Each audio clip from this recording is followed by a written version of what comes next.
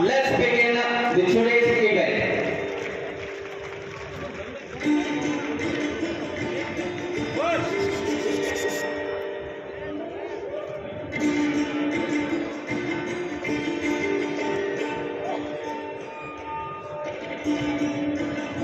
जोरदार चप्पाळे भरपेट स्नेहितरे दीप प्रज्वलने by Shri Nitin Gadkari ji, the Honorable Minister of Road Transport and Highways.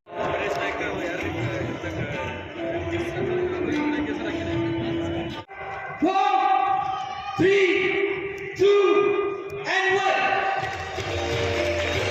जोरदार चप्पाळे स्नेहितरे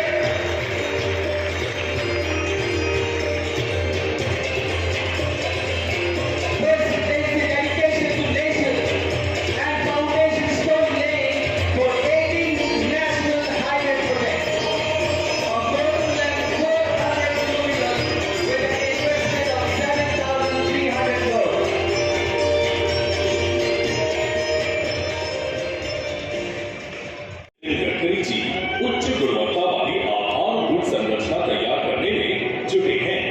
इसके लिए 7,290 करोड़ रुपए की लागत से 18 परियोजनाओं का लोकार्पण और भूमि पूजन माननीय मंत्री श्री गडकरी जी के कर कमलों से होने जा रहा है।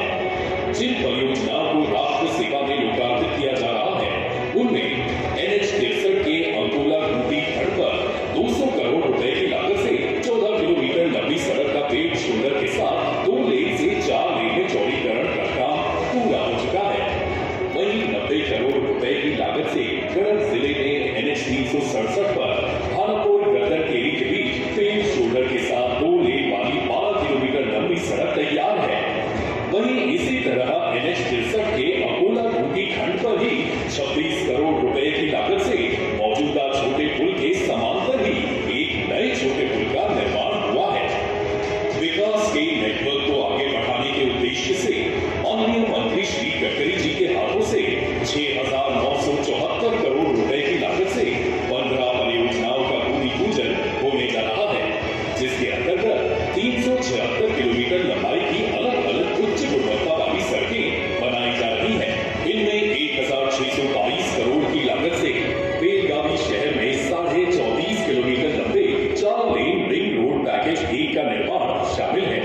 उसी तरह कई सड़कों का 2 से 4 लेन में चौड़ीकरण, कई नए बाईपास, नई सड़कों का निर्माण और 7 छोटे पुलों का पुनर्निर्माण भी शामिल है। इन परियोजनाओं के माध्यम से पूरे उत्तर कर्नाटक का कोई भी कोना अछूता नहीं रहेगा, क्योंकि बेलगावी, गदर, कोप्पल, रायचूर, यदगिरी, बागलकोट जैसे जिले विश्व स्तरीय बुनियादी ढांचे वाले राजमार्गों से जुड़ने जा रहे हैं।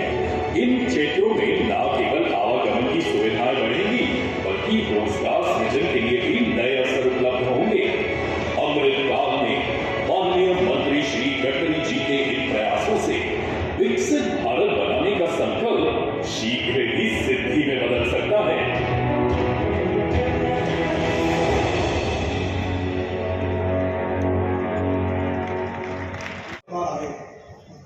उसके बाद में जब भी ये बेलगांव से कोई MP आते थे तो सभी इस बात का जिक्र करते थे।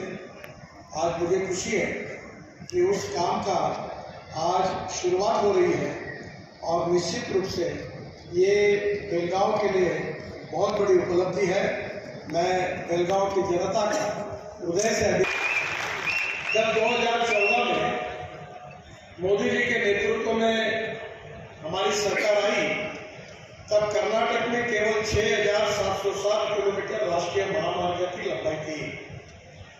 2024 में आज ये करीब 8,200 किलोमीटर हुई है। हम कर्नाटक में इस 10 साल में हमने ये संकल्प किया था कि हम कम से कम 3 लाख करोड़ के काम करेंगे। मुझे बताते हुए खुशी हो रही है कि करीब 65,000 करोड़ के काम पूरे हुए हैं और करीब 80 से 1 लाख करोड़ के काम ऑनगोइंग है और 1.5 लाख करोड़ के काम पाइपलाइन में, जिसकी घोषणा कुछ आज कमेटी में करने वाला हूँ। कर्नाटक एक बहुत प्रगतिशील, समृद्ध और संपन्न राज्य है और रोड के सिवा न टूरिज्म बढ़ सकता है, न इंडस्ट्री आ सकती है, न रोजगार हो सकता है। और इसलिए निश्चित रूप से इसका बहुत बड़ा उपयोग कर्नाटक के लिए होगा।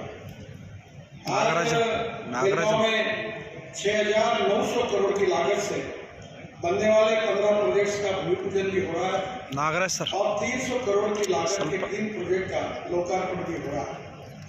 मुझे बहुत खुशी है कि ये जो बेलगांव का बाईपास है, इसका 3 पैकेज में लेंथ 69 किलोमीटर है और इसकी कीमत 3,400 करोड़ रुपए है।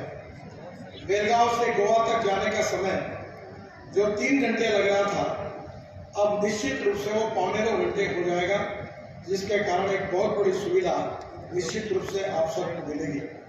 सांबरा हवाई अड्डे जो बेलगांव का हवाई अड्डा है, उसके लिए भी बेहतर कनेक्टिविटी प्रदान करेगा और हवाई अड्डे से सुवर्ण विधानसौधा तक पहुंचने के लिए यात्रा का समय भी कम होगा। बेलगांव के पास अटारगी कंगला के विशेष आर्थिक क्षेत्र स्पेशल इकोनॉमिक जोन को बेहतर कनेक्टिविटी का काम होगा। आज 1,622 दिन हो रहा है और शेष 2 पैकेज का डीपीआर लगभग पूरा हुआ है। दूसरा जो महत्वपूर्ण इकोनॉमिक कॉरिडोर ANH 748A जो बेलगांव से हुंगुड़ रायचूर है, ये टोटल 7 पैकेजेस में ये रोड बनना है, 317 किलोमीटर की है और इसकी कीमत लगभग 9,000 करोड़ रुपए तक पहुंचेगी। यह बेलगांव से हंगड़ तक कनेक्टिविटी में सुधार करेगा और यात्रा का समय 8 घंटे से कम होकर केवल 3.5 घंटे हो जाएगा। इस बात का निश्चित रूप से आपको बहुत उपयोग होगा। यह परियोजना 2 प्रमुख express highway Pune Bangalore expressway और सूरत चेन्नई एक्सप्रेसवे को इसकी कनेक्टिविटी प्रदान होगी और कर्नाटक के उत्तरी जिलों में आर्थिक विकास होगा। मार्च 2024 तक इसका अवार्ड होगा, ये विश्वास मैं आप सबको देना चाहता हूँ। जो तुमकुर बाईपास का भी बहुत दिनों से डिमांड थी, ये करीब 2600 करोड़ का 44 किलोमीटर की इसकी लेंथ है। भारत के सबसे बड़े औद्योगिक पार्क इंडस्ट्रियल पार्क में से वसंता नरसापुरा इंडस्ट्रियल एरिया में शिवमोगा, उन्नावा, करवार के साथ बेहतर कनेक्टिविटी और इसके कारण हिंदुस्तान एरोनॉटिक्स लिमिटेड का जो प्रोजेक्ट है उसको भी बेहतर कनेक्टिविटी होगी। तुमकुरू, शिवमोगा और चिकमगलूर जिलों के पर्यटन स्थलों तक पहुंचाने के लिए बंगलोर के पर्यटकों की इससे निश्चित रूप से परेशानी मुक्त होगी। मुझे बहुत विश्वास है कि 6 laning of Belgaum to Sankeshwar, ये महाराष्ट्र कर्नाटक बॉर्डर पर सेक्शन NH 4, इसकी 2 पैकेजेस लेंथ 78 किलोमीटर है, जिसकी कॉस्ट 3,000 करोड़ रुपए है और यहाँ हमें फॉरेस्ट क्लियरेंस स्टेज 2 और ट्री कटिंग परमिशन अभी भी पेंडिंग है। मैं आदरणीय मंत्री और मुख्यमंत्री से अनुरोध करूंगा कि क्षेत्र के काम काफी रुके हुए हैं। 2 कॉन्ट्रैक्टर बीच में से फॉरेस्ट के परमिशन न मिलने के कारण आखिर चले गए और उन्होंने हमारे ऊपर क्लेम डाले। आप थोड़ा इसमें इंटरवेन करके आदरणीय मुख्यमंत्री से कहकर ये स्टेट गवर्नमेंट के फॉरेस्ट डिपार्टमेंट से क्लियर करके आप इसको मुंबई भेजेंगे तो ये जो 7 किलोमीटर लेंथ है ये पूरी होगी, तो जिससे डायरेक्ट मुंबई से बेंगलोर जो कनेक्टिविटी है जिसका लगभग गोवा तक का अब पूरा हो जाएगा और उसके बाद में हम ये आगे को त्रिवेंद्रम तक जाएगा, तिरुवनंतपुरम तक, कोचीन तक। ये कनेक्टिविटी जो है ये बहुत इम्पोर्टेंट है और गोवा टू बेलगांव के बीच में भी बड़ा फायदा होगा। बेलगांव से जो संकेश्वर तक का यात्रा का समय है वो आज 2.5-3 घंटे लगता है, वो निश्चित रूप से 1.25 घंटा हो जाएगा। 2 लेन वेव शोल्डर विथ पेवरवुड शोल्डर्स, ये औरार से बिगर सेक्शन NH 161A, इसकी लेंथ 46 किलोमीटर है, 303 करोड़ उसकी कॉस्ट है। ये मार्च 2024 में पूरा हो जाएगा। यात्रा का समय 2 घंटे से 1 घंटा हो जाएगा और यह अविकसित ग्रामीण को हैदराबाद से जोड़ेगा। बीदर में धार्मिक संपर्क में सुधार होगा। विशेष रूप से हम पूरे देश में ग्रीनफील्ड हाईवे बना रहे हैं, एक्सिस कंट्रोल, और ये जो हाईवे है ये पूरी तरह नए जगह पर बन रहा है, पुराने रोड इसमें नहीं है। इसमें टोटल 27 ग्रीनफील्ड एक्सप्रेस हाईवे और इकोनॉमिक कॉरिडोर हम बना रहे हैं जो 10,000 किलोमीटर के हैं और जिसके ऊपर हम करीब 6 लाख करोड़ रुपए खर्चा कर रहे हैं। इन 27 एक्सप्रेसवे में से 3 एक्सप्रेसवे की लंबाई करीब 500 किलोमीटर 30,000 करोड़ की लागत कर्नाटक से होकर गुजरती है। सबसे इम्पोर्टेंट पहला हाईवे है जो बेंगलोर से चेन्नई है, जो 262 किलोमीटर है, 18,000 करोड़ का है। 53% काम इसका पूरा हुआ है। 71 किलोमीटर लेन कर्नाटक में है और लगभग 87% काम कर्नाटक का पूरा हुआ है, जिससे बेंगलोर से चेन्नई केवल 2 घंटे में हो जाएगा। और इस साल दिसंबर के पहले इस हाईवे को हम निर्माण करके आपको निश्चित रूप से यहाँ की जनता को इस सुविधा उपलब्ध करा के देंगे। दूसरी जो सबसे बड़ी समस्या है वो बेंगलोर के रिंग रोड की है। ये बहुत बड़ा प्रोजेक्ट है, अनेक सालों से पड़ा हुआ है और बेंगलोर के हर क्षेत्र में ट्रैफिक जाम से लोगों को बहुत त्रस्त है। जो मुख्यमंत्री बनते हैं वो मेरे पास आके गए। बेंगलोर में IT इंडस्ट्री में अजीज प्रेमजी से लेकर किरण मुजुमदार तक वो भी आके गए और बेंगलोर की जनता बहुत त्रस्त है। हमने ये 282 किलोमीटर का बेंगलोर रिंग रोड ये काम मंजूर किया है। ये करीब 17,000 करोड़ का है। 34% काम पूरा हुआ है और इसकी 242 किलोमीटर लेन जो है वो कर्नाटक में है और बाकी थोड़ी तमिलनाडु में है और इसका भी करीब स्टेट में 40% काम पूरा हुआ है।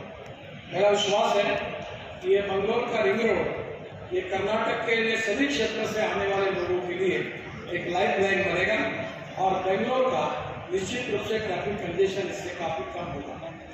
एक जो बहुत महत्वपूर्ण रोड है वो सोलापुर कर्नूल चेन्नई और ये हाईवे 334 किलोमीटर का है, 11,000 करोड़ का है।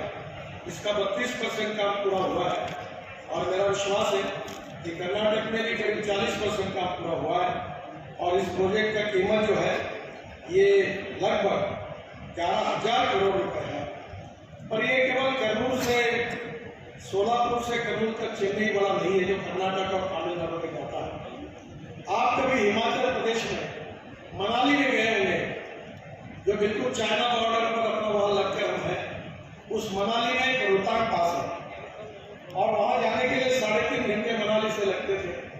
अब वहां हमने अटल टनल बनाई है जिसके कारण केवल 8 मिनट में हम इसको क्रॉस करते हैं और अटल टनल से बाहर आने के बाद लद्दाख लेह तक पूरे हिमालय के बीच में से बहुत सुंदर रोड बन रहा है। आप जरूर उधर जाइए, बहुत सुंदर जगह है। वहाँ 4 टनल बना रहे हैं, सबका काम शुरू हो गया है और वहाँ से लद्दाख और लेह में आप जा सकते हैं और लद्दाख लेह से निकलकर आप आगे हमने एक बहुत बड़ी आशिया की सबसे बड़ी टनल 11 किलोमीटर की जोजिला टनल बना रहे हैं, जिसमें 11 किलोमीटर की यह टनल है, आशिया की सबसे बड़ी है और इसका लगभग 75% काम पूरा हुआ है। और ये टनल क्रॉस करके फिर दूसरी टनल लगती है जेडमोर और जेडमोर से आते श्रीनगर कश्मीर में और कश्मीर में आने के बाद श्रीनगर से जम्मू के बीच में हम 18 टनल बना रहे हैं। करीब 17 टनल पूरी हो गई है और यहाँ आते समय कटरा वैष्णो देवी जहाँ आप सब लोग दर्शन के लिए जाते हैं, हम दिल्ली से कटरा एक्सप्रेस हाईवे बना रहे हैं और इसी कटरा लगने के पहले वहाँ से निकलकर हम अमृतसर आएंगे और अमृतसर से दिल्ली 4 घंटे में, कटरा 6 घंटे में और श्रीनगर 8 घंटे में होगा। अब 20-20 घंटे लगते हैं और यहाँ से दिल्ली आने के बाद दिल्ली मुंबई एक्सप्रेस हाईवे को लगकर हम लोग सूरत तक आएंगे और सूरत के बाद अब कर्नाटक, तमिलनाडु, केरल और किसी भी तेलंगाना, आंध्र प्रदेश, अब मुंबई और मुंबई और पुणे जाने की जरूरत नहीं पड़ेगी। 2 रूट है, पुणे से सोलापुर, पुणे से कोल्हापुर, पर इसके आने की अब जरूरत नहीं है। अब सूरत से हमारा रोड डायरेक्ट सूरत से नासिक, नासिक से अहमदनगर, अहमदनगर से सोलापुर तक हाईवे का काम 60% हो गया है और उसके बाद ये सोलापुर से कर्नूल चेन्नई ये हाईवे है। ये हाईवे के ऊपर हम करीब 40-45 हज़ार करोड़ खर्चा कर रहे हैं और ये सोलापुर कर्नूल चेन्नई ये कन्याकुमारी तक जाएगा, त्रिवेंद्रम तक जाएगा, हैदराबाद तक जाएगा, ये कोचीन तक जाएगा और ये कन्याकुमारी तक जाएगा। और ये पूरी योजना जो है इसके कारण हम कश्मीर से कन्याकुमारी ये भाषण में कहते थे। मुझे याद है, मैं बचपन में जगन्नाथराव जोशी जी का जलस्थल के समय भाषण सुनता था और वो अपने भाषण में कहते थे कश्मीर से कन्याकुमारी तक। तो पहली बार ये जो प्रोजेक्ट है ये कश्मीर से कन्याकुमारी तक, कर्नाटक, तमिलनाडु, तेलंगाना, आंध्र और केरल, ये पूरे साउथ के स्टेट को जुड़ेगा। और आपका दिल्ली से चेन्नई तक का डिस्टेंस 320 किलोमीटर कम होगा और ये कर्नूल से, ये कर्नाटक से निकलेगा। जो बैकवर्ड डिस्ट्रिक्ट है कर्नाटक में, उनका विकास होगा, उसके लिए बहुत महत्वपूर्ण होगा। ये जो सोलापुर से कर्नूल तक है, इसमें कर्नाटक में 51 किलोमीटर, आंध्र में 85 किलोमीटर और तमिलनाडु में 106 किलोमीटर इसकी लेंथ है। और चेन्नई से बेंगलोर का जो समय है उसमें भी निश्चित रूप से काफी कमी आएगी। कर्नाटक के भीतर ये बेंगलोर ग्रामीण और कोलार जिलों से होकर गुजरती है। इसके 3 पैकेजेस जो है वो काम शुरू हो गया है और हमारा बेंगलोर आईटी हब है और चेन्नई भी है, दोनों के बीच में भी जुड़ेगा। हम एक बहुत बड़ा लॉजिस्टिक पार्क बेंगलोर में बना रहे हैं चेन्नई पोर्ट के साथ, और लॉजिस्टिक कॉस्ट इससे कम होगी और कर्नाटक के विकास में ये बेंगलोर से चेन्नई और ये कर्नूल से चेन्नई ये हाईवे विकास में खूब उपयोगी होगा। मेरा विश्वास है कि ये जो पैकेजेस है ये हम लोग ये रोड को आने वाले इसी साल में पूरा करने की कोशिश करेंगे। जो नया साल आएगा उसमें आपको जनवरी में ये रोड से जाकर आप डायरेक्ट दिल्ली तक पहुंच जाएंगे। अब कोल्हापुर और सोलापुर जाने की जरूरत नहीं पड़ेगी, डिस्टेंस कम हो जाएगा, लॉजिस्टिक कॉस्ट भी निश्चित रूप से कम होगी। जो बेंगलोर का रिंग रोड है वो 282 किलोमीटर है, 17,000 करोड़ इसकी लागत है। राज्य सरकार ने उनको लैंड एक्विजिशन कॉस्ट में 30% दिया है। ये कर्नाटक के भीतर रामनगर, बेंगलोर ग्रामीण और बेंगलोर होकर गुजरती है। इस रिंग रोड का 242 किलोमीटर कर्नाटक में और 40 किलोमीटर तमिलनाडु के होसूर जिले में है। और मेरा विश्वास है कि पूरी तरह ये रोड बेंगलोर के ट्रैफिक जाम के प्रॉब्लम को सॉल्व करेगा। यहाँ बेंगलोर की उपक्षेत्रीय क्षेत्र होसकोटे, देवनहल्ली, दोडाबल्लापुर, रामनगर, कनकपुरा और अनेकल, इससे बहुत बड़ा विकास के लिए ट्रैफिक जाम से मुक्ति होगी और विकास होगा। नेलमंगला तालुका बेंगलोर ग्रामीण जिले में हम बहुत बड़ा MMLP को कनेक्टिविटी प्रदान करेंगे। ये बाईपास बनने से चेन्नई पोर्ट और कृष्णापट्टनम पोर्ट के लिए पोर्ट कनेक्टिविटी सुधार जाएगा और ये रिंग रोड हम निश्चित रूप से जनवरी 2025 तक पूरा करने की कोशिश करेंगे। मुझे विश्वास है कि इसके 6 पैकेजेस है, 17,000 करोड़ इसके ऊपर हम खर्चा कर रहे हैं और ये कर्नाटक में अभी 35% का इसका रोड का पूरा हुआ है। जो सोलापुर से कर्नूल है, जो गुजरात, महाराष्ट्र, कर्नाटक, तेलंगाना, आंध्र प्रदेश और तमिलनाडु से गुजरता है, ये 6 लेन एक्सिस कंट्रोल एक्सप्रेस वे है जिसकी पूरी लंबाई 1207 किलोमीटर है और इसकी कीमत 50,000 करोड़ है। सोलापुर कर्नूल एक्सप्रेस वे में 12,000 करोड़ की परियोजना की लागत से 332 किलोमीटर लंबा है। इसमें कर्नाटक में 177 किलोमीटर है जिसकी कीमत 6,500 करोड़ है और उत्तरी कर्नाटक और अविकसित ग्रामीण क्षेत्रों में इससे जो कनेक्टिविटी होगी वहाँ का विकास होगा, पर्यटन और तीर्थ यात्रा भी बढ़ेगी। ये प्रोजेक्ट कंप्लीट करने के लिए जनवरी 2025 के पहले हम निश्चित रूप से इसका पूरा करेंगे। लैंड पोजीशन में थोड़ा सा मंत्री जी को मेरी रिक्वेस्ट है कि कॉम्पेंसेशन के पैसे हमने जमा कर दिए हैं कर्नाटक में, थोड़ा इसका लैंड एक्विजिशन तेजी से हो जाएगा तो ये प्रोजेक्ट बहुत निश्चित फास्ट होगा। ये प्रोजेक्ट भी कर्नाटक के लिए बहुत उपयोगी होगा। बेंगलोर से मैसूर हमने ऑलरेडी हाईवे बना दिया है। ये 6 lane access control express highway है 117 किलोमीटर का और मेरा विश्वास है कि इसमें से 1.25 घंटे में अब बेंगलोर से मैसूर जाना आसान होगा। और इसी हाईवे को कर्नाटक के रिंग रोड से जोड़ने के कारण जो बेंगलोर के अंदर ट्रैफिक आता है वो नहीं आएगा और इसके कारण अब मैसूर भी IT सिटी बन रही है। पोर्ट कनेक्टिविटी में आदरणीय मंत्री जी को मेरे रिक्वेस्ट है कि ऑनर पोर्ट कनेक्टिविटी में 4 लेनिंग के रोड का काम हमने शुरू कर दिया। करीब 120 करोड़ का प्रोजेक्ट है और ये पोर्ट डेवलप होने से कर्नाटक का बहुत विकास होगा। और हमारे यहाँ आपके जैसा इतना गिरना नहीं है।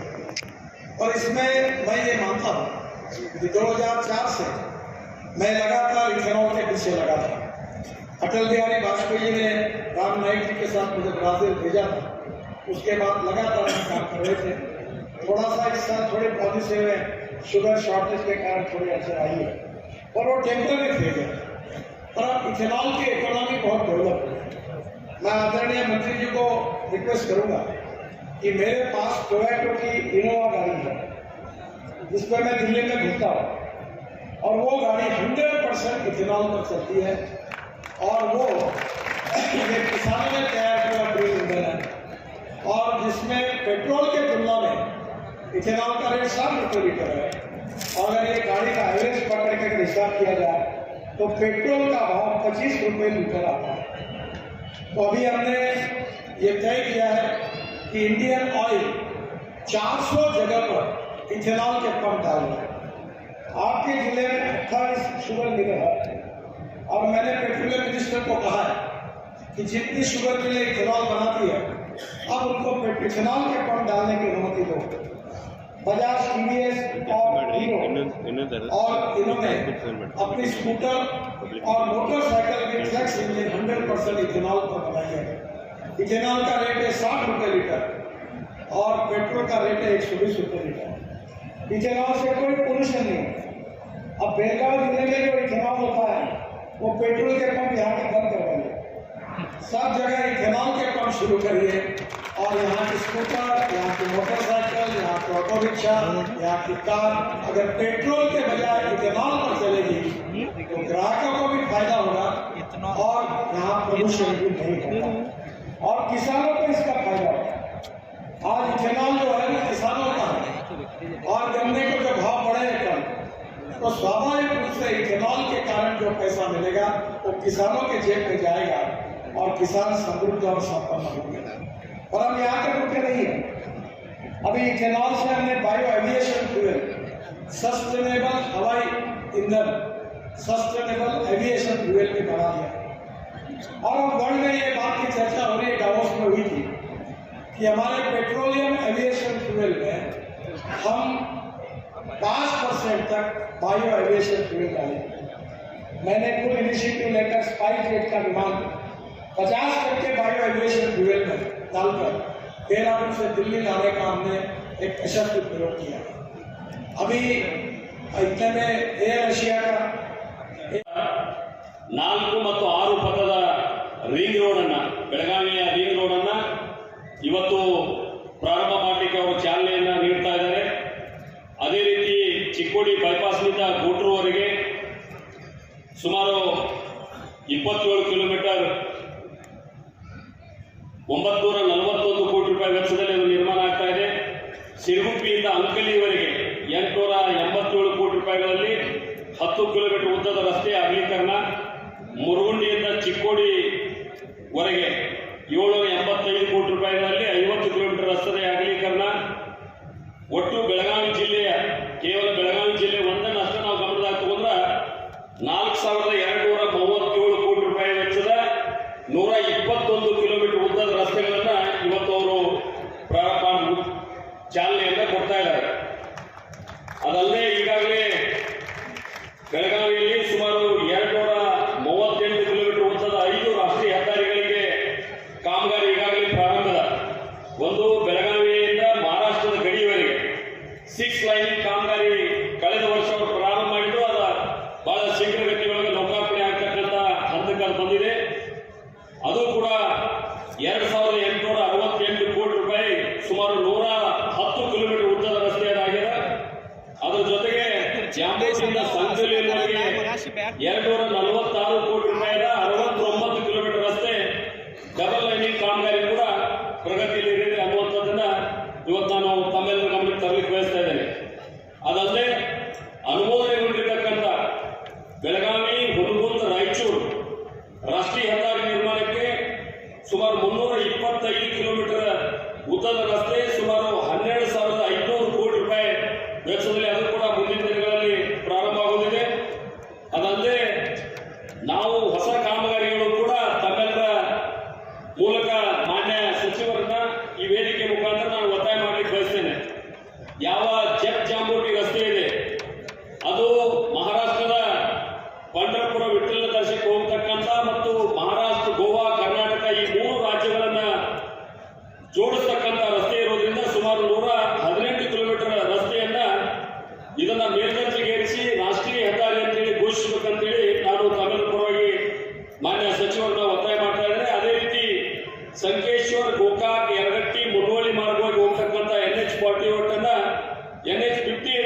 ಕನೆಕ್ಷನ್ ಮಾಡ್ತಕ್ಕಂಥ 124 ಕಿಲೋಮೀಟರ್ ರಸ್ತೆಯನ್ನು ಕೂಡ ಮೇಲ್ದರ್ಜೆಗೆ ಇರ್ತಕ್ಕಂಥದ್ದು ಕೂಡ ನಾನು ಒತ್ತಾಯವನ್ನು ಮಾಡ್ತಾ ಇದ್ದೇನೆ. ಅದೇ ರೀತಿ ಬೆಳಗಾವಿಯ ರಾಜಹಂಸಗಢದಲ್ಲಿ ಛತ್ರಪತಿ ಶಿವಾಜಿ ಮಹಾರಾಜರ ಪ್ರತಿಮೆ ಸ್ಥಾಪನೆ ಆದ ನಂತರ ಅದು ದೊಡ್ಡ ಪ್ರೇಕ್ಷಣೀಯ ಸ್ಥಳವಾಗಿ ಬದಲಾವಣೆ ಆಗ್ತಾ ಇದೆ. ಹೀಗಾಗಿ ಅಲ್ಲಿಯೂ ಕೂಡ ನಮ್ಮ ಕೇಬಲ್ ಕಾರ್ಗೆ ಸನ್ಮಾನ್ಯ ಬೆಳಗಾವಿ ದಕ್ಷಿಣ ಕ್ಷೇತ್ರದ ಶಾಸಕರಾದ ಅಭಯ್ ಪಾಟೀಲ್ ರವರು ನಾವು ಕೂಡ ಈ ಹಿಂದೆ ಒತ್ತಾಯ ಮಾಡಿದ್ದೀವಿ. ಅದು ಕೂಡ ಕಾಮಗಾರಿಯನ್ನ ಮಾಡಬೇಕು ಅನ್ನುವಂಥ ವಿನಂತಿಯನ್ನ ಈ ಸಂದರ್ಭದಲ್ಲಿ ಮಾಡ್ತಾ ಈ ಎಲ್ಲ ಕಾಮಗಾರಿಗಳು ಆದಷ್ಟು ಬೇಗ ಬೆಳಗಾವಿ ಜಿಲ್ಲೆಯ ಜನರಿಗೆ, ಉತ್ತರ ಕರ್ನಾಟಕದ ಜನರಿಗೆ ಉಪಯೋಗ ಆಗ್ತಕ್ಕಂಥದ್ದು ಆಗಲಿ ಅಂತಕ್ಕಂಥ ಶುಭವನ್ನು ಹಾರೈಸಿ, ನಮ್ಮ ಪಕ್ಕದ ಮಹಾರಾಷ್ಟ್ರದವರೇ ನಮ್ಮ ಕೇಂದ್ರದ ಸಚಿವರಾಗಿದ್ದರಿಂದ ಹೆಚ್ಚು ಇನ್ನೂ ಕಾಮಗಾರಿಗಳನ್ನು ನಮ್ಗೆ ಕೊಡಲಿ ಅಂತೇಳಿ ತಮಿಳು ಪರವಾಗಿ ಒತ್ತಾಯವನ್ನು ಮಾಡ್ತಾ ನನ್ನ ಮಾತುಗಳನ್ನು ಹೇಳ್ತೇನೆ. ನಮಸ್ಕಾರ. ದೇಶದ ರಾಜ್ಯದ ಆರ್ಥಿಕ ಬೆಳವಣಿಗೆ ಆಗಬೇಕು, ಸಾಕಷ್ಟು ಹೊಸ ಈ ರಸ್ತೆಗಳ ಉದ್ಯೋಗಗಳು ಬರಬೇಕು, ಹೊಸ ಹೊಸ ಯೋಜನೆ ಬರಬೇಕಂತ ಕೇಂದ್ರ ರಾಜ್ಯ ಸರ್ಕಾರದ ಕನಸಾಗಿದೆ. ಆ ಕನಸು ಮಾಡಲಿಕ್ಕೆ ನಿತಿನ್ ಗಡ್ಕರಿ ಅವರ ಮಾರ್ಗದರ್ಶನದಲ್ಲಿ ಕಳೆದ 15 ವರ್ಷಗಳಿಂದ ಈ ದೇಶದ ಹಲವಾರು ರಾಜ್ಯ ಹೆದ್ದಾರಿಗಳನ್ನ ರಾಷ್ಟ್ರೀಯ ಹೆದ್ದಾರಿಗಳನ್ನು ಪರಿವರ್ತನೆ ಮಾಡುವ ಮೂಲಕ ಅವರ ಕಾಲಾವಧಿಯಲ್ಲಿ ಬಹಳಷ್ಟು ರಸ್ತೆಗಳನ್ನ ಮಾಡುವ ಮೂಲಕ ಐತಿಹಾಸಿಕ ಅಥವಾ ಇತಿಹಾಸಕ್ಕೆ ಬೇಕಾದ ಬಹಳ ತಪ್ಪಾಗಿರಲಿಲ್ಲ. ಹಿಂದೆ ಬಹುಶಃ ಈ ರೀತಿ ಹೆಚ್ಚು ರಸ್ತೆಗಳನ್ನ ತೆಗೆದುಕೊಳ್ಳುವಂತ ಉದಾಹರಣೆಗಳನ್ನ ಅವರ ಕಾಲಾವಧಿಯಲ್ಲಿ ಬಹಳಷ್ಟು ಅಭಿವೃದ್ಧಿ ಆಗಿದೆ. ಮುಂದೂ ಕೂಡ ಅವರು ತಮ್ಮ ಕೆಲಸವನ್ನು ಮುಂದುವರಿಸ್ತಾರೆ. ಈ ದೇಶದ ರಾಜ್ಯದ ಆರ್ಥಿಕ ಕೊಡುಗೆಯಲ್ಲಿ ಕೂಡ ಈ ರಸ್ತೆ ನಿರ್ಮಾಣದಿಂದ ಬಹಳಷ್ಟು ಅನುಕೂಲ ಆಗ್ತದೆ ಅನ್ನೋ ಮಾತನ್ನ ಈ ಸಂದರ್ಭದಲ್ಲಿ ಹೇಳುತ್ತಾ, ವಿಶೇಷವಾಗಿ 9 ತಿಂಗಳಲ್ಲಿ ಅವ್ರನ್ನ 5 ಸಾರಿ ಸಭೆಗಳನ್ನು ಮಾಡಿದ್ದು ನಾವು. ಡೆಲ್ಲಿಯಲ್ಲಿ ಇರ್ಬೋದು, ಗೋವಾ ಇರ್ಬೋದು, ಬೆಂಗಳೂರು ಇರ್ಬೋದು, ಸುಮಾರು ನಾವು ರಾಜ್ಯದ ಸಮಸ್ಯೆಗಳನ್ನ ಅವರ ಗಮನಕ್ಕೆ ತರುವಂಥ ಪ್ರಯತ್ನ ಮಾಡಿ, ನಮ್ಮ ಕಡೆಯಿಂದ ಏನು ಬ್ಯಾಲೆನ್ಸ್ ವರ್ಕ್ ಇತ್ತು, ಬಾಕಿಗಳಿಟ್ಟಿವೆ, ಅದನ್ನು ಇತ್ಯರ್ಥ ಮಾಡುವಂಥ ಪ್ರಯತ್ನ ನಾವು ಮಾಡಿದ್ದೀವಿ. ನಮ್ಮ ರಾಜ್ಯ ಕೂಡ ಕೊಟ್ಟಿದ್ರು. ಸುಮಾರು 18 ವರ್ಗಗಳು ಕೂಡ 12 ವರ್ಷಗಳಿಂದ ಈ ರಾಜ್ಯದಲ್ಲಿ ಕುಂಠಿತಗೊಂಡಿದೆ. ಅದನ್ನು ಪರಿಹಾರ ಮಾಡಲಿಕ್ಕೆ ಮೊನ್ನೆ ಗೋವಾದಲ್ಲಿ ಒಂದು ಲಿಸ್ಟನ್ನು ಕೂಡ ಕೊಟ್ಟಿದ್ರು. ಅದರಲ್ಲಿ ಅರ್ಧದಲ್ಲಿ ಈಗಾಗಲೇ ಪರಿಹಾರ ಮಾಡಿದ್ದೀವಿ. ಮಾರ್ಚ್ 3ರೊಳಗೆ ಎಲ್ಲ 18 ಕಾಮಗಾರಿಗಳನ್ನು ಕೂಡ ಅದನ್ನು ಸರಿ ಮಾಡುವಂಥ ಪ್ರಯತ್ನ ಕೊಟ್ಟಿದ್ದೇವೆ. ಅವ್ರ ಕಡೆ ಲಿಸ್ಟ್ ಕೂಡ ಕೊಟ್ಟಿದ್ದೇವೆ, ಯಾವ ಸಾಲ್ವ್ ಮಾಡಿದ್ವಿ, ಯಾವ್ದು ಮಾಡಬೇಕಂತ. ಈಗಾಗಲೇ ಈ ಇಲಾಖೆ ವಿಶೇಷವಾಗಿ ನಾವು 5 ಸಾರಿ ಭೇಟಿ ಆದಾಗ ನಮಗೆ ಯಾವುದೇ ಪಕ್ಷಾತೀತವಾಗಿ ಕೆಲಸ ನೋಡಿದ್ರೆ ನಮಗೆ ಹೆಮ್ಮೆ ಆಗ್ತದೆ. ಯಾವುದೇ ಪಕ್ಷ ಅಷ್ಟೇ ಅಲ್ಲ, ಅದು ರಸ್ತೆ ಆಗಬೇಕು, ನಮ್ಮ ರಾಜ್ಯ ಸಿಗಬೇಕು, ಬೇರೆ ರಾಜ್ಯ ಸಿಗಬೇಕು ಮನೋಭಾವದಿಂದ ನಾವು ಭಾಳ ಸಲ ಭೇಟಿಯಾಗಿ ಚರ್ಚೆ ಮಾಡಿದ್ದೀವಿ. ಆ ದಿಶೆಯಲ್ಲಿ ಅವರು ಕೆಲಸ ಮಾಡ್ತಾರೆ. ಇದು ಭಾಳ ಒಳ್ಳೆ ಬೆಳವಣಿಗೆ. ಯಾಕೆಂದರೆ ಒಂದು ಪಕ್ಷ ಬೇರೆ ರಾಜ್ಯ ಬೇರೆ ಇರುತ್ತೆ, ಇನ್ನೊಂದು ಕೇಂದ್ರದಲ್ಲಿ ಬೇರೆ ಇರ್ತದೆ, ಅವಾಗ ಭಾಳಷ್ಟು ವೈಮನಸ್ಸುಗಳಾಗ್ತವೆ. ಆದರೆ ವಿಶೇಷವಾಗಿ ಈ ಕೇಂದ್ರ ಸಚಿವಾಲಯ ನಿತಿನ್ ಗಡ್ಕರಿ ಕಚೇರಿಯಲ್ಲಿ ಬಹುಶಃ ಅಂಥ ವಾತಾವರಣ ನೋಡಲಿಕ್ಕೆ ಸಿಕ್ಕಿಲ್ಲ. ಇದು ಬಹುಶಃ ನಮ್ಮದೇ ಸರ್ಕಾರ ನೋಡಿ ನಮ್ಗೆ ಬಂದಿದೆ. ಹೀಗಾಗಿ ಅವರಿಂದ ಭಾಳಷ್ಟು ಕೆಲಸಗಳನ್ನ ನಾವು ನಿರೀಕ್ಷೆ ಮಾಡಿದ್ದೀವಿ. ಅವ್ರಿಗೆ ಬಹುಶಃ ರಸ್ತೆ ಅಂತ ಹೇಳಬೇಕಾಗುತ್ತೆ, ಸಡಕ್ಕೆ ಬಾದ್ಶಾ ಅಂತ ಹೇಳಬೇಕಾಗುತ್ತೆ ಅವರು ನಾವು ನಿತಿನ್ ಗಡ್ಕರಿ ಅವರಿಗೆ. ಯಾಕೆಂದರೆ ಅವರು ಸುಮಾರು 50,000 ಕೋಟಿಗೆ ಲಕ್ಷ ಕೋಟಿಗಳಷ್ಟೇ ಬಹುಶಃ ಕಾರ್ಯಾವಧಿಯಲ್ಲಿ ಕೆಲಸ ಮಾಡಿದ್ದಾರೆ. ಸೊ ಹಾಗಾಗಿ ನಮ್ಮೆಲ್ಲ ಕೂಡ ಅದೇ ರೀತಿಯಲ್ಲಿ ಕೆಲಸ ಮಾಡ್ಕೊಂಡು ಕೂಡ ಭಾಳ ಹೆಮ್ಮೆ. ಬಹುಶಃ CRF ಅಂತ ದುಡ್ಡಣ್ಣ ಸೊ ಎಲ್ಲ ಶಾಸಕರಿಗೆ ಸಮಾನವಾಗಿ ಹಂಚಿದಂಥ 70 ವರ್ಷ ರಾಜಕೀಯ ಇತಿಹಾಸದಲ್ಲಿ ಈ ಸಾರಿ ಮೊದಲನೇದಾಗಿದೆ. ಅದರಲ್ಲಿ BJP ಅವರಿಗೆ 6 ಕೋಟಿ ಕೊಟ್ಟಿದ್ದೀವಿ, ನಮ್ಮ ಕಾಂಗ್ರೆಸ್ ಅವರು ಕೂಡ 6 ಕೋಟಿ ಕೊಡುವಂಥ ಪ್ರಯತ್ನ ಮಾಡಿದ್ವಿ. ಫಸ್ಟ್ ಟೈಮ್ ಎಲ್ಲರಿಗೂ ಈಕ್ವಲ್ ಆಗಿ ಕೊಟ್ಟಿದ್ದೀವಿ. ಅದರಲ್ಲಿ ಯಾವುದೇ ರಸ್ತೆಗಳು ಬಿಟ್ಟಣ ಅದು ಯಾವುದೇ ಪಕ್ಷಕ್ಕೆ ಸೇರಿದ್ದಲ್ಲ, ಅದು ರಸ್ತೆ ಜನರಿಗೆ ಸೇರಿದಂಥ ಭಾವನೆಯಿಂದ ಅದನ್ನು ಕೊಡುವಂಥ ಪ್ರಯತ್ನ ಮಾಡ್ತಾಯಿದ್ವಿ. ಎಲ್ಲರಿಗೂ ಈಕ್ವಲ್ ಆಗಿ ಕೊಡುವಂಥ ಪ್ರಯತ್ನ ನಮ್ಮ ಸರ್ಕಾರ, ಸಿದ್ದರಾಮಯ್ಯ ಸರ್ಕಾರ ಮಾಡ್ತಾ ಕೂಡ ಹೆಮ್ಮೆ ಇದೆ. ರಸ್ತೆ ಎಷ್ಟು ಸ್ಟ್ರಾಂಗ್ ಆಗ್ತದೆ ಅಷ್ಟು ಬೆಳವಣಿಗೆ ಅನುಕೂಲ. ಬೋರ್ಡ್ನಿಂದ ಬೇರೆ ಊರಿಗಿರ್ಬೋದು ಅಥವಾ ಇನ್ನೊಂದು ಮೂಲೆಯಿಂದ ಇನ್ನೊಂದು ಮೂಲೆಗೆ ಹೋಗಲಿಕ್ಕೆ ಬಹಳಷ್ಟು ಅನುಕೂಲ ಆಗ್ತದೆ ಮಾತನ್ನು ಕೂಡ ಹೇಳಲಿಕ್ಕೆ. ವಿಶೇಷವಾಗಿ ಬೆಳಗಾವಿ ಎಲಿವೇಟೆಡ್ ಕಾರಿಡಾರನ್ನು ಸುಮಾರು ಸರಿ ಅವರಿಗೆ ನಾವು ರಿಕ್ವೆಸ್ಟ್ ಮಾಡಿದ್ದೀವಿ. 4.5 ರಸ್ತೆ ಆದರೆ ನಮ್ಮ ಬೆಳಗಾವಿ ರಸ್ತೆಯ ಸಂಚಾರ ಬಹಳಷ್ಟು ಸುಗಮ ಆಗಿ ಕೂಡ ಅವ್ರ ಗಮನಕ್ಕೆ ತರುವಂಥ ಪ್ರಯತ್ನವನ್ನು ನಾವು ಮಾಡಿದ್ದೇನೆ. ಜೊತೆಗೆ ಗೋಕಾಕ್ ಫಾಲ್ಸ್ ಕೂಡ ಅವರಲ್ಲಿ ಒಂದು ಯೋಜನೆ ಇದೆ ಪ್ರವಾಸೋದ್ಯಮ ಡೆವಲಪ್ ಮಾಡಲಿಕ್ಕೆ, ಅದನ್ನು ಕೂಡ ಕೊಡ್ತೀವಿ ಅನ್ನೋ ಮಾತನ್ನು ಕೂಡ ಅದನ್ನು ಒಂದು ರಾಷ್ಟ್ರೀಯ ಅಂತಾರಾಷ್ಟ್ರೀಯ ಮಟ್ಟಕ್ಕೆ ಒಯ್ದುಕೊಳ್ಳೋ ಮಾತನ್ನು ಕೂಡ ನಿತಿನ್ ಗಡ್ಕರಿ ಅವರ ಹೇಳಿದ್ದನ್ನು ಅವರು ಮತ್ತೆ ಜ್ಞಾಪಿಸಲಿಕ್ಕೆ ಪ್ರಯತ್ನವನ್ನು ಮಾಡ್ತಾ ಇದ್ದೇನೆ. ಒಟ್ಟಾರೆಯಾಗಿ ಒಳ್ಳೆಯ ರಸ್ತೆಗಳ ಆಗಬೇಕು, ನಮ್ಮ ದೇಶ ರಾಜ್ಯ ಮತ್ತೆ ಒಳ್ಳೆಯ ಪದ್ಧತಿ ಆಗಬೇಕಂತ ಒಳ್ಳೆಯ ವಿಚಾರ ಇದೆ. ಅವರಿಗೆ ನಮ್ಮ ರಾಜ್ಯ ಸರ್ಕಾರ ಎಲ್ಲ ರೀತಿ ಈಗಾಗಲೇ ಸಂಪೂರ್ಣವಾದ ಸಹಕಾರವನ್ನು ಕೊಟ್ಟಿದೆ, ಮುಂದೂ ಕೂಡ ಕೊಡ್ತೀವಿ ಅಂತೇಳಿ ನಿಮ್ಮ ಮಾತು ನಮಸ್ಕಾರ.